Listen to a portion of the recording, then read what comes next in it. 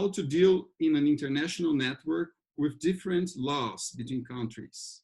I speak in terms of, for example, species conservation. The Coral Triangle Initiative was a very ambitious conservation program in Southeast Asia involving Philippines, Indonesia, Timor, Papua New Guinea, Solomon Islands, and Malaysia. So a large geographic area.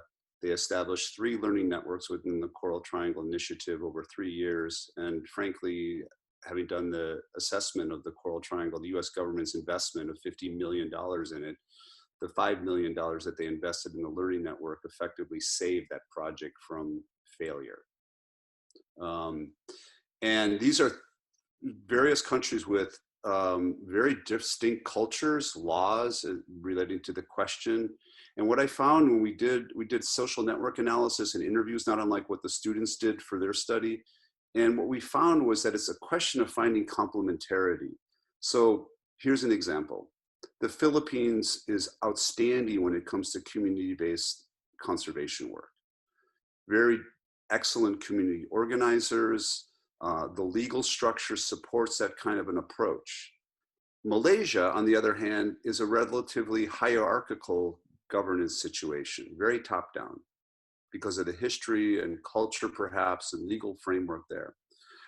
However, many of the people in Malaysia want to move towards more decentralized planning and more community-based approaches. On the other hand, the Philippines wanted to figure out how to do better with institutionalization and sustainability in higher levels of governance and government laws. So I think what's really important in these complicated networks that involve different countries is you have to figure out, and some of it happens organically, naturally between the individuals who come together. They naturally figure out, where does one country or one context do things better in that context than a different context, and how can they collaborate? A similar example, and I'll just be very brief, is that in the Philippines, women play very prominent roles in leadership, whereas in the Solomon Islands, historically, as a Melanesian society, women were frankly oppressed, a lot of violence.